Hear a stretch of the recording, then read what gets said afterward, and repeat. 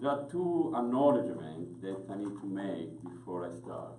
And one is Laurie Stark was the professor I did my postdoctoral in Berkeley 25 years ago. I was my mentor. He really initiated me in a different domain of bioengineering, the study of the pupil, the vision, eye movement. He was one of the pioneers in study defining biocybernetics. He was an engineer, a neurologist, and he was one of the first combining the two disciplines together. Really was part of the creation of biological cybernetics. So this is one name. Stephanie, actually, his daughter was supposed to be here. It's probably late, but I'll say hi when she shows up. So I'll start with Larry, and I will finish with Larry. A lot of the data material that I'm going to present today has been conducted in a collaboration with Larry, number one, and Wolfgang Zangemeister, a friend and colleague living and working in Germany. And again, there is a lot of material in this presentation that overlap with my collaboration with these two, renowned personality in the field.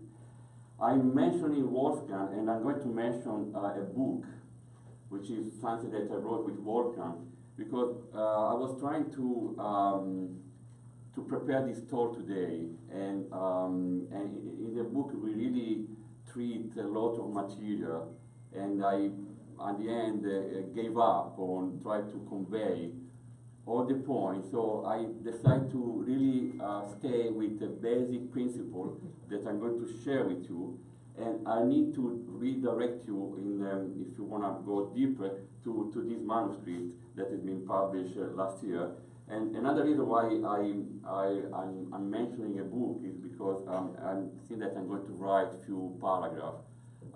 So will look like a book reading. It's not, but will help me with the flow of the talk today. So again, two acknowledgements and one big reference if you need more. Okay, so let's start. What am I going to talk about? Let's go with the sake of Semir Zeki. Artists are said to be like neuroscientists, able to exploit the capacity of the brain to generate aesthetic experience. Okay, big sentence, very, very dense. So let's see what is aesthetic. And I just Googled, and aesthetic is concerned with beauty or the appreciation of beauty. So there is a neurological framework associated with beauty, with art. There are three words that I'm going to use a lot today, and I decided to put in this slide. One is attention. It's easy to talk about attention, but really attention is a behavioral and cognitive process to select and concentrate on only a discrete aspect of all the world information that is coming from the outside world. So it's really selecting and ignoring everything. And this is what you are doing now. You are attending to me, to my presence, visual and audio, and you're ignoring everybody else and everything else. So this is attention. Two important, again, distinctions that you need to keep in mind today, and hopefully, from today on, is another message, this different pathway which really enter and get and exit our cognition, our brain. And when we mention to something that is entering, we refer to that as an afferent pathway. So afferent pathway is everything that we grab from the outside, is a sensing, is a perceiving. And efferent is outputting, and efferent is everything that we do we manipulate the world outside, around us. Okay, so this dichotomy between afferent and inferent is very important because our brain, our nervous system is a balance between efferent and afferent. Okay, so after made this distinction, let's go on. And I need to spend a couple slides on very basic neuroscience. I made it easy, but I think that it's important to know what we are again talking about. And we are talking about vision, and we are talking about brain. Our brain is a complex entity. There are like 5, 6 different parts of the brain. The occipital lobe on your back is the one in charge with vision. Everything that we see go through the occipital lobe where reside the visual cortex, what really elaborate specific age, specific element of our field of view. So vision, occipital lobe, temporal lobe. Temporal lobe is recognizing either speech recognition or vision recognition.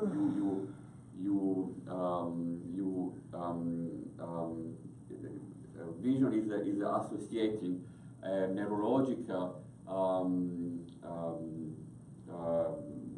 process to a memory, to recalling a specific semantic of what you are sensing. Okay, so occipital lobe, temporal lobe is perceiving, recognizing, elaborating either vision or speech or sound. Let's go up, okay? So temporal lobe, either right or left, and then the parietal lobe going up. The parietal lobe here there is the somatosensory cortex, which is in charge of sensing temperature, touching, and more on the frontal is the motor cortex, which is in charge, is firing everything that we move our hand, our legs. There is a cortex here, a coding, a motor coding. We really control our movement. And then finally we have a frontal lobe. Frontal lobe is our feeling, our being, our awareness, our everything. And this is important to know, again, just keep this very crude distinction in mind for what now I'm going to show you. This is our vision world, this is our brain, our intelligence. Vision is just a part of this complex machinery, and it starts with the eye. It starts with the eye, there is a retina, it's like a video camera. There is a really fiber, wire that really connects the retina to the LGN. The LGN is a nuclei close to the thalamus, which is really like a hub, a relay between really a wire coming from the retina and the visual cortex. So again, retina is a layer of photoreceptor, is a digital camera. There is a wire connecting the retina to this hub, the LGN, lateral geniculate nuclei, and then from the LGN there are projections on the V1. Now something mysterious happened. The V1 is in charge of detecting line, point, out to line combined to make a T. But then there are two pathways, very important, very complex. One is called what, and what is what? What is what associates an object made of line, point to a meaning. Is a semantic association with the visual stimulus. And it, of course, correlated with memory. You recognize because you have a memory of that object. So it's the what, and then is the where. Where, remember, it goes to the parietal lobe, then the motor, and then the frontal lobe. So it's space. You know, remember, motor is the action. So the where give you a sense of where is that object, and it give you help and elaborate information to operate with that object. You need to have a space, feeling, and understanding of where you are to access that goal and to interact with that goal. Again, so what and where, and after that there is an explosion. There is a mind, really. Is a lamp going on, and there is nothing that we can really say. In fact, I like the say from McCulloch, who said that the mind in the brain is like the grasp in the hand. You cannot really define a grasp, and you cannot even also either define a mind in the brain. Okay, so again, this basic information about how we see. Now, a couple of numbers are important. It's not going to be a talk about number, but there are a couple of numbers here which you need to see and to elaborate. The human cerebral cortex has an area of 2.5 square feet, which we don't care, has 25 billion neurons, is interconnected by over 100,000 kilometers of axons. Axon is the connection between a neuron and the other neuron, is the output. And receive 300 trillion synapses. Synapse is the conjunction between an axon and the neuron. Okay, so there are all these cells, there is electrical activity, and they talk with each other through such a number of synapses and axons. So fact number one, you see in a moment why I'm saying so, but let's go. So the number of external now afferent to the cortex is about 10 billion. Okay, so internally we have like 300 trillion synapses, but what do we see from the outside? All these fiber getting into all these projection entering into the cortex, 10 billion. So that means that there is this indicates that the internal traffic in your brain is by factor of 3 order of the order of 10 to the 4 heavier than the external traffic. Everything, there is more inside than outside. You are basically a large extent a thinking machine working on its own output. Your brain has its own output, doesn't care about what is outside, period. Okay, extreme. But now I show you that this actually is not that extreme, because without that internal auto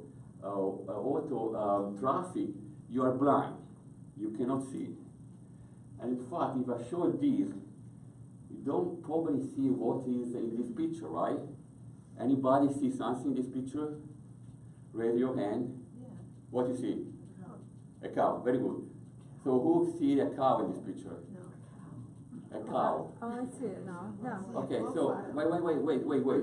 So you were blind until a few seconds ago. Okay, so only few people could see a cow. Your brain was not able to perceive. And now probably you can start to see something. These are two eyes, the nose, the two here, and that is a cow with turning this way. Again, you were not able to complete the perception procedure. You were blind. You were blind because again, this difference in your internal crunching and the external input is unbalanced. And you need to support this perception from your inside. Not only that, but let's just take a look of the naked view. It's a 2D, it's not 3D, this is a flat screen, right? But you can see 3D here, right? Not only you can see 3D, But you can even rotate this figure, right? You can have this face up or this other face up. You can really have, you really have this control of these 2D. These are only lines in a 2D flat screen. Yet you can see a 3D magnificent, object. Again, because it's something that you elaborate probably internally, it must be like that because there's nothing on the outside that will give you any clue about disparity and about the depth. Let's move on a little bit more. Gestalt principle. Again, you can easily extrapolate a triangle here. There is no triangle. Your brain is able to make up a figure which is not even existing. And then you have a football here. Again, there is not football, it's just your auto-induced perception which match something that is not there. So you're not only blind without your internal elaboration, but you're also illusional. And another study here is the H and the E, a real study not done by me and none of my colleagues. Just want to report that you are easy or faster to perceive an H embedded in an H than an E embedded in an H. So you also are affected by your surrounding. And that again is not from something that you receive from the external world, because there is an H here, but it's because you are also affected by environment. So perception is really not only neuronal bottom up is from the eye, processing, and I call here externally driven attention. Why I call externally driven attention? Because our eye, which is stupid, gets very distracted by external driven attention, like movement. And this is stronger than us. This is why we survive. A frog can catch a fly, not because he thinks he's intelligent, but because he has this very bottom-up, low-level process to detect movement and to catch a fly. And so these interact and meet with the top-down flow of neuromodulation, which control expectation and is driven by internal attention. Is really what you want to see. And the two meet. So let's go over again what I mean with top-down and bottom-up. Top-down is user storage information. We have an internal model of everything. Remember, recognition is recognition. You don't invent. You see something that you already know. That is the only way to recognition. Top-down is anticipation, expectation, pre-attention. You know how to anticipate. You know what to expect here in this environment. You expect something, and this is what you can perceive. Top-down is contextual information. You are affected by the context, and is from an idea going down. Is your top controlling the rest. And bottom-up is just physics. It's just energy. Is a photon principle of light, exciting photosensor in the retina, back in the eye, and with this wiring coming from the eye, sending electrical signal up to the brain. Bottom-up is the data-driven perception and the data-driven attention. Again, like movement detection, there are photoreceptors in ganglion cells in our retina that are very well specialized for detecting a movement. There's nothing intelligent there. It's just detecting something that moves. And bottom up is also building blocks. So, you know, bottom up is not a complex idea. You start from an edge, a contour of an object. A pixel in your retina is only able to perceive a single photon and a line, and very basic component. Seeing is to form a steady living bond between the eyes of the mind and those of the body.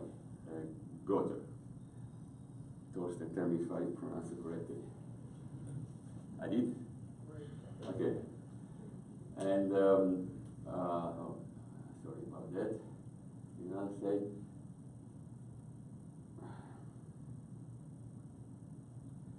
the external world is a reflection responding to one sentiment, because its appearance is not detached from the viewer, but rather interwoven with and entangled in its individuality.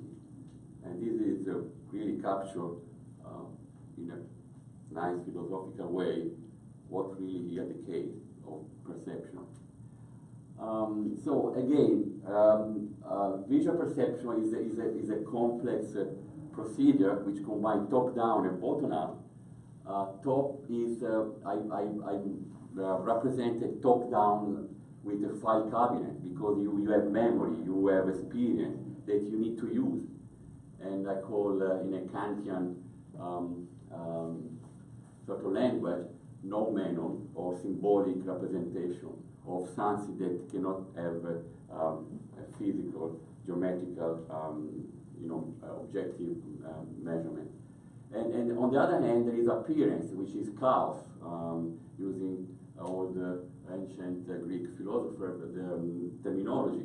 And then there is a sensation. Sensation is really the light stimulating your retina. And from sensation, you go to sense organization, like the visual cortex in the occipital lobe. And then finally, this flow of information, top down and bottom up, they meet in the visual cortex somehow, and they again explode to the realm and domain of the brain, literally very unknown. So one slide on the eye physiology now. We talk about vision. Now let's talk about eye movement. We are here to see something about eye movement.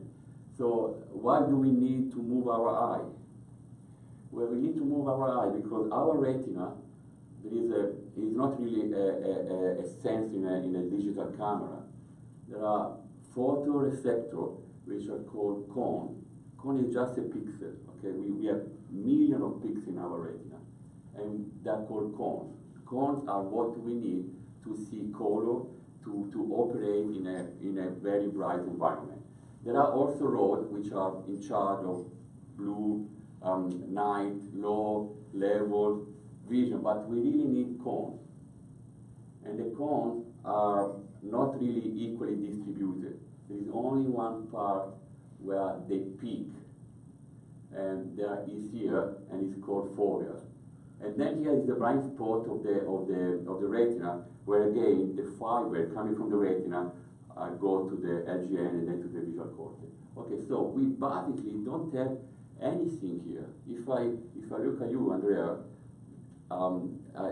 everything around 1 degree is only 1 degree. So if you put your thumb like this of your arm, the width of your thumb is almost 1 to 2 degrees, and this is what you have and what you have to see. Basically, everything else is blurred.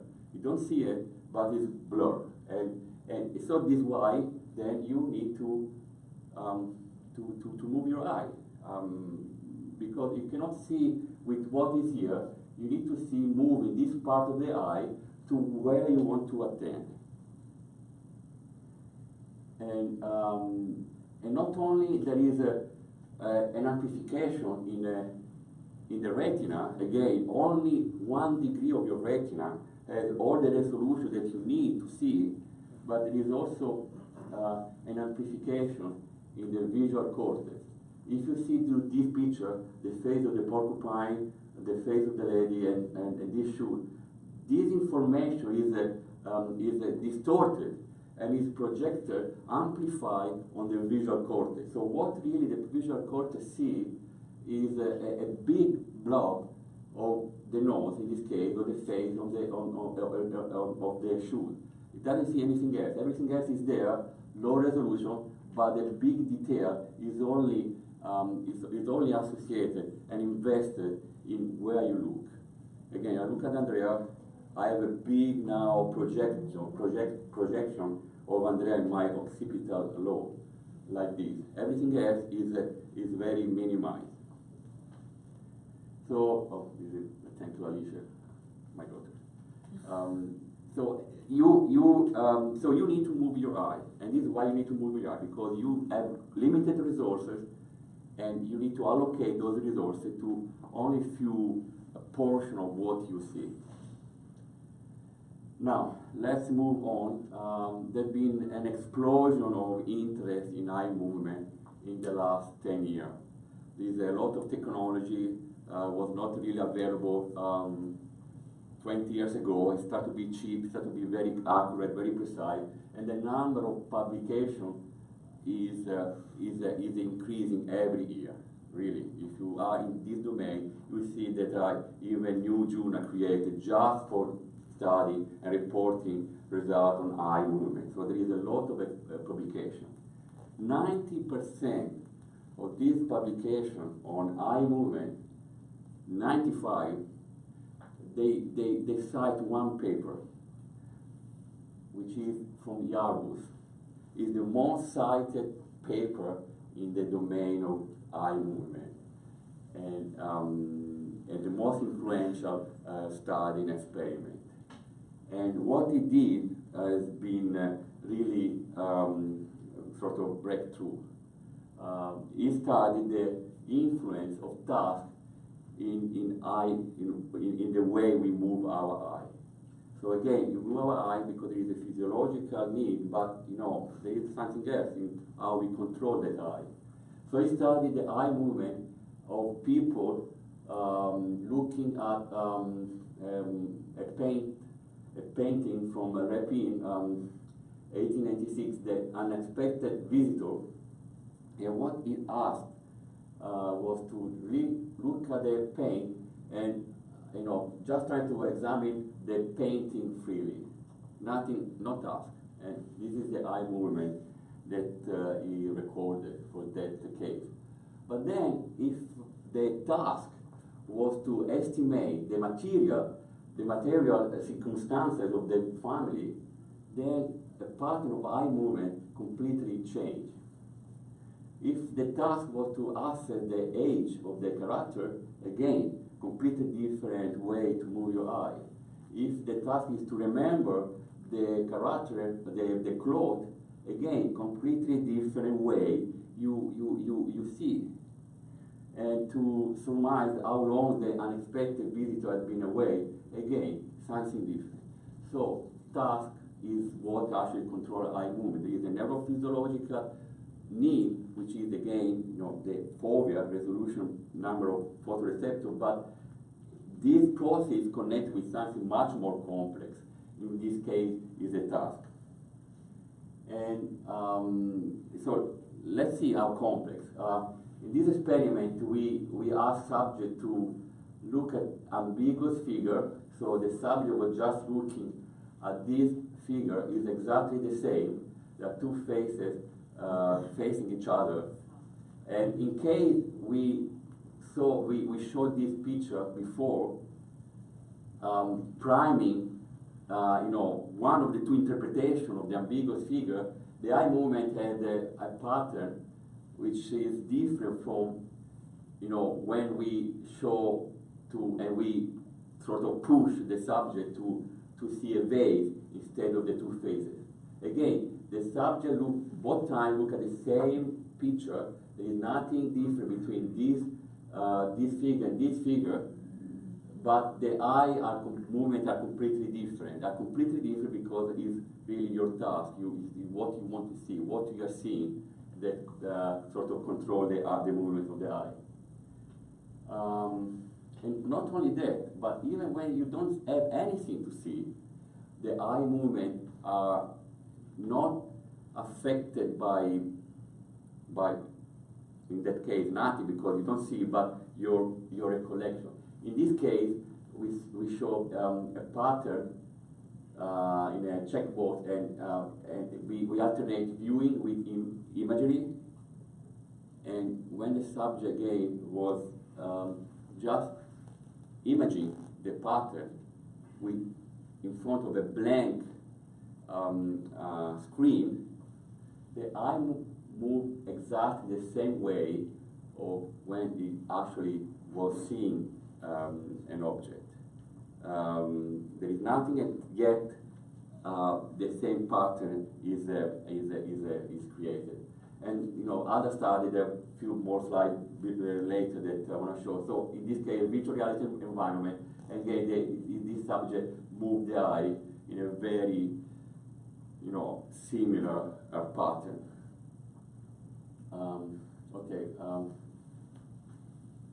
One tedious slide, very fast. Bear with me with this. I just want to say a few words. So let's take a break from fancying, and let's talk about a little bit some mathematics. I've been studying eye movement for 20 years, and I wave my hand. You see, this is similar. This looks the same, but it's not like that. There is a very objective approach that we took to the analysis of eye movement. It's not hand waving. We, for example, use two metrics, which I'm going to explain later more, but you need to understand, which we call SP and SS, which really measure objectively, for example, how two eye movement or two sequences of fixation are similar. In this case, SP is space and SS is a sequence. Again, remember please, a sequence of fixation is a sequence of jump the eye does to go from one part of the visual field to another. This jump we call fixation. They can be completely different and separate in space. So in this case, SP will be 0. It can be completely, in a different order. And in this case, SS will be 0. But if they are exactly on the same position, then SP will be 1 and SS will be 0. But in this case, they are not in the same order, so this is why SS is 0. And if they are the same location and the same sequence, SP will be 1 and SS will be 1. So again, we have two metrics, two operators, which objectively quantify the similarity of two viewing sessions in terms of location and in terms of how this fixation being defined in time. So what we did, we took everything. We collect a lot of image over here, and we ask somebody to look at those images. And for example, we ask a person to look at the same image over and over again. And we found that if somebody is looking at the same picture many times, not necessarily the same day, we get an SP of 0.64 and an SS of 0.42, which means that, which are very high, which means that the same person looking at the same image over and over again, repeat, and underline 3 times, repeat the same sequence, both in terms of location, where you look, and in the sequence. It's not really like that, it's not one here, it's not one here, but really is a strong repetition, is a strong tendency to repeat your way you move your eye. Number one. So then we ask subject people to look at the same image, and we want to compare how different people is look at the same image. You and I together look at the same image, how similar we are in looking at that. And then again, there is a very high similarity in the location. We do look most of the time at the same location, but in a different order. And in fact, the SS here is very low.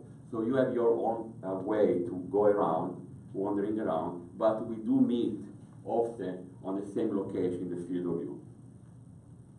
And here is an old experiment conducted by Boswell on the opposite wave, different subjects looking at a painting, they really overlap.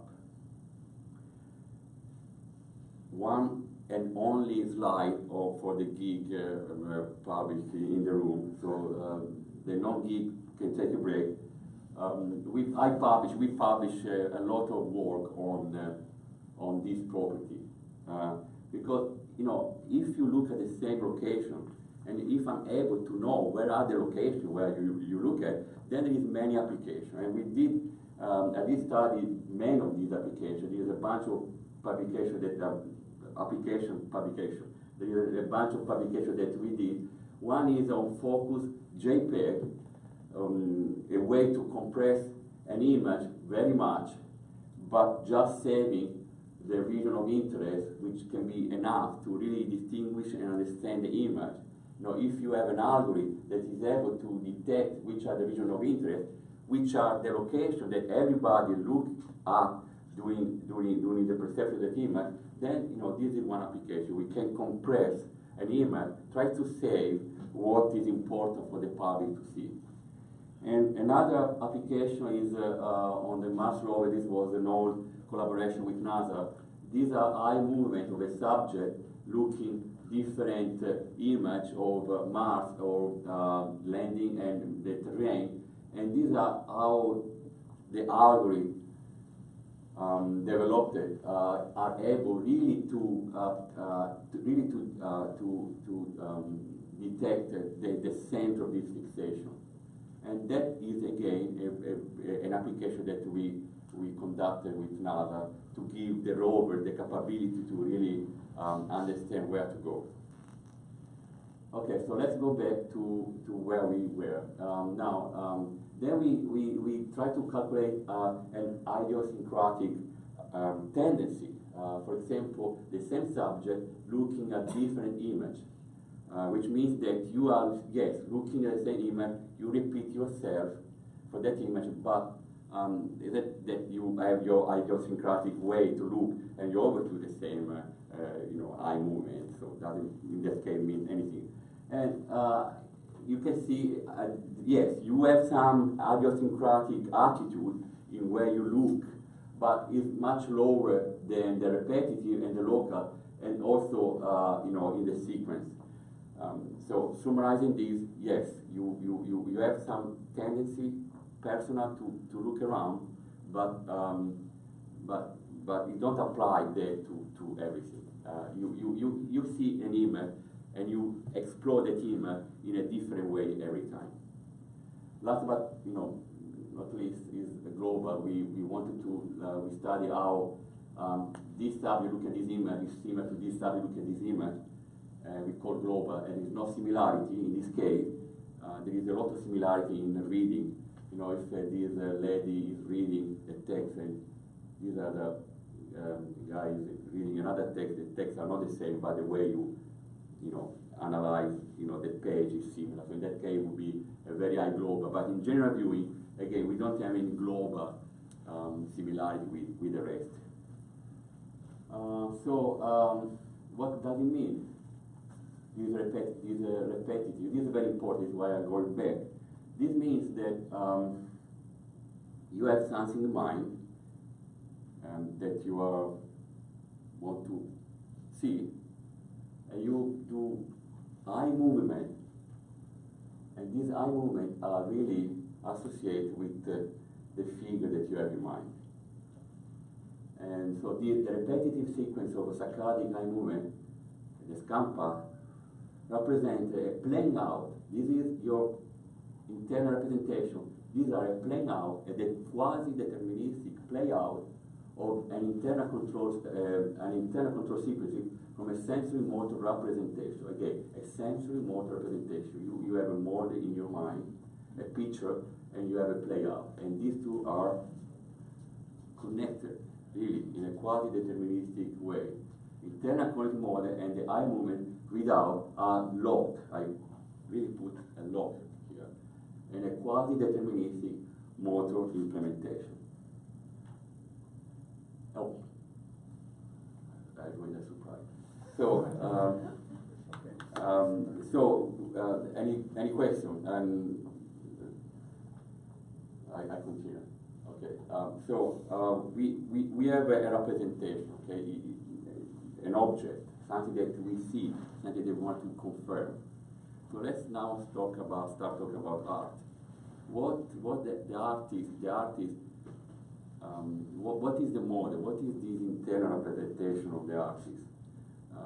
What is want to convey to the external world? What is this goal? It doesn't really want to see, and the goal is called in art is called awe. Very mysterious but beautiful word. Awe is a feeling. You have terror, you have empathy, you have wonder, and you have a different way to convey that feeling. Figurative, surreal, abstract. They different way, but again, it's all about to take something from the artist, and the model in this case, this internal cognitive model I'm talking about must be an awe, must be a feeling, and to express that awe with a piece of art. And beauty is less in the eye and more in the mind of the beholder. Appreciation of a painting because it's good to see and not good to see. Maurice Cornelis Escher. Reading a picture is a piecemeal affair that starts with random shot, and these are followed by the search for the coherent word. Now we are talking about not really the control model, the model that the artist has in mind, but what the viewer is trying to receive. And Paul Klee was showing this figure to his students, very complex. And what he did, he put the eye, which is again this physical photosensitive layer, in something that he called self-artist. And he called this a metaphysical part. So perception is appearance, the eye, and then is the self-artist component. And he said the artist is not a refined camera, but reflects the inner of the object. This requires a totalization of the view that is made possible by a process that makes internal process visible. Non-optical processes are revealed, non-optical process internally, it's not optical, which lead to a deeper resonance of the artist to the subject. There are two ways to get there, common ground root and the metaphysical way of cosmic togetherness, which is an expression that I wrote, and really, in my opinion, represent this magic phenomenon of perception, especially in art. You don't perceive an object, you perceive a cosmic togetherness with the artist and with the message, with the awe, with the feeling of that artist.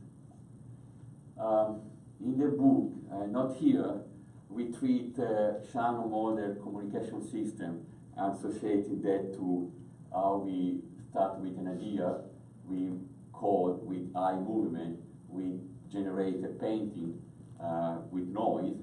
Paintings are always noisy, and then we decode with the viewer eye movement, and then try to get the same idea very fast, but I just want to mention.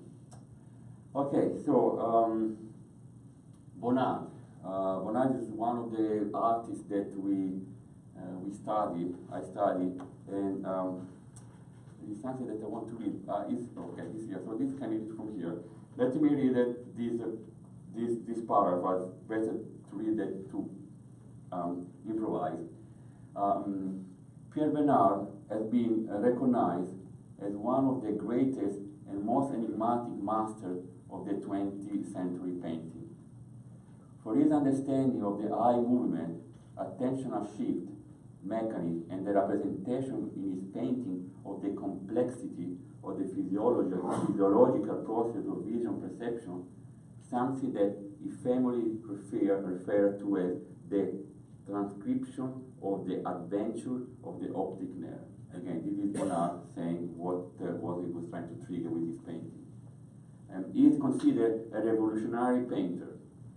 Our recent eye movement study on Bernard painting evidence a temporal extended mechanism in the control of Scanpath that refer to a progression of the Scanpath pattern during repetitive viewing and support the phenomenon of late emotional response, which was one of the artistic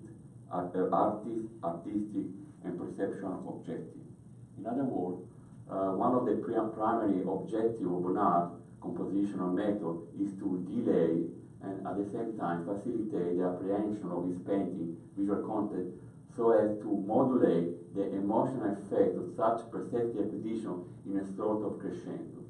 So again, it's a model. In this case, it's a model defined in time. It's a norm defined in time. And in fact, our study on Bernard really showed that he'd like to put a mysterious character in the periphery of the painting, which are not really captured immediately. There is really a crescendo of the viewer. It starts from the middle, you go on after 48 seconds, and then finally here is this appearance, is what you call late emotional event.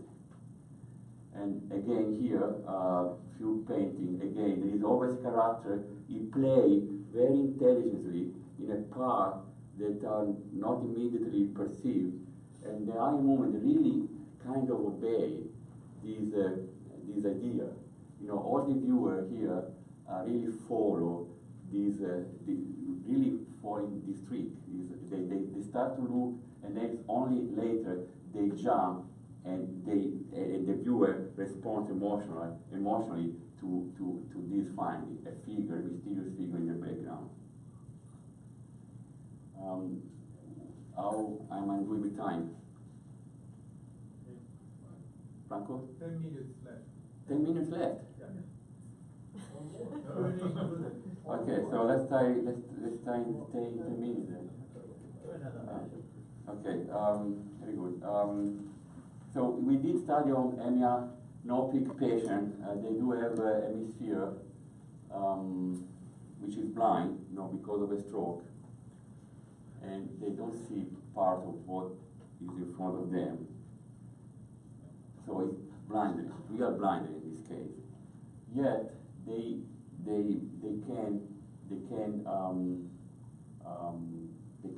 do the same eye movement pattern as in normal subject, normal patient. Here we compare a myopic patient with normal subject, and the SP. This is SP.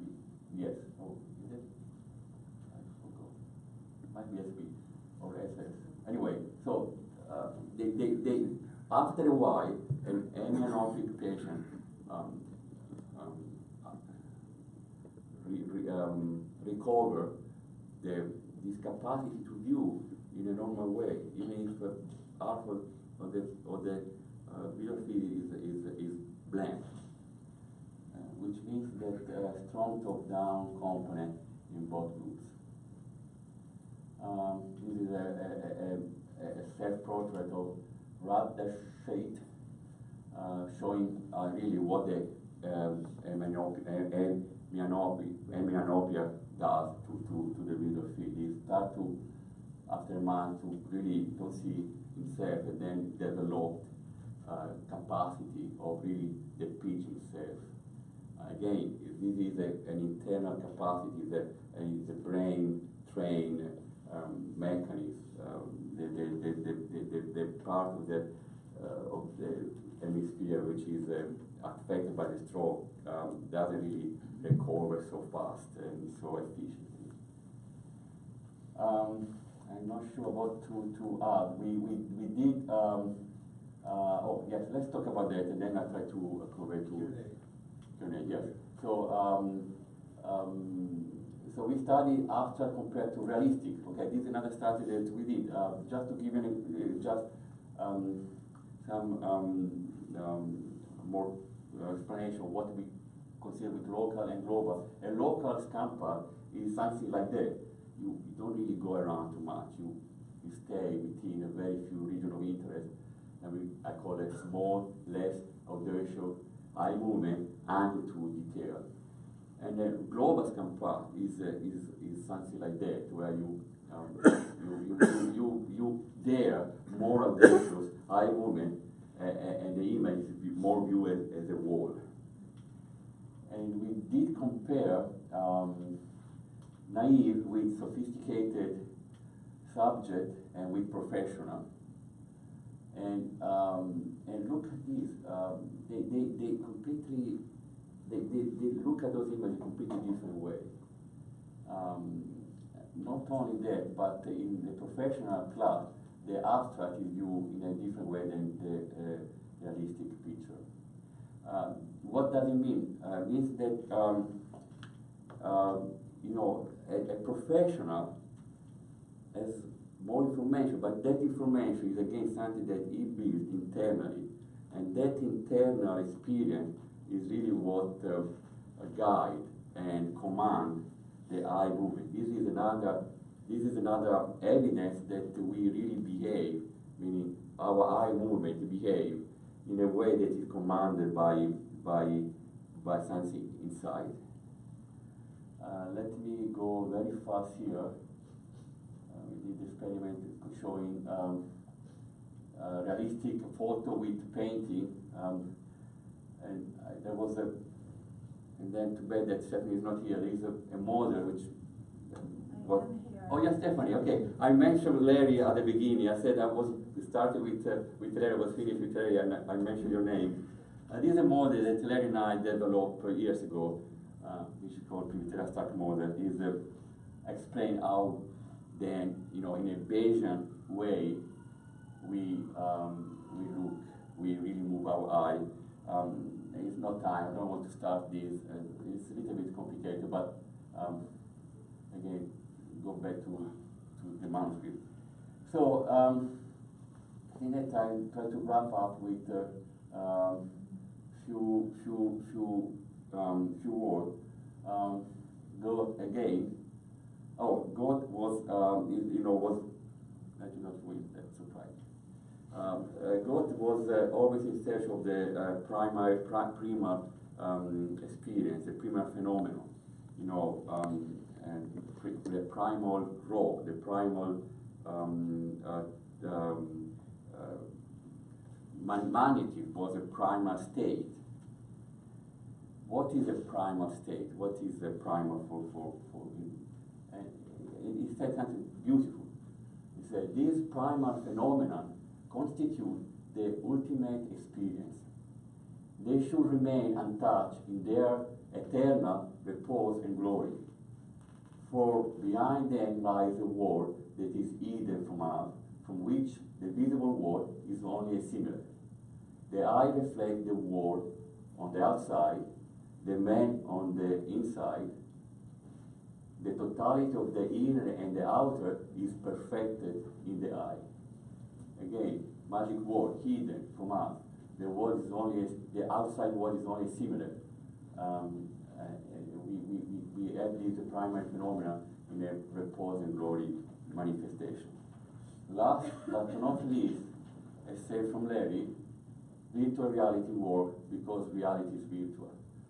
Larry worked beside many other things of virtual reality, and virtual reality really works now more than ever, but because really reality is a fake. Thank you.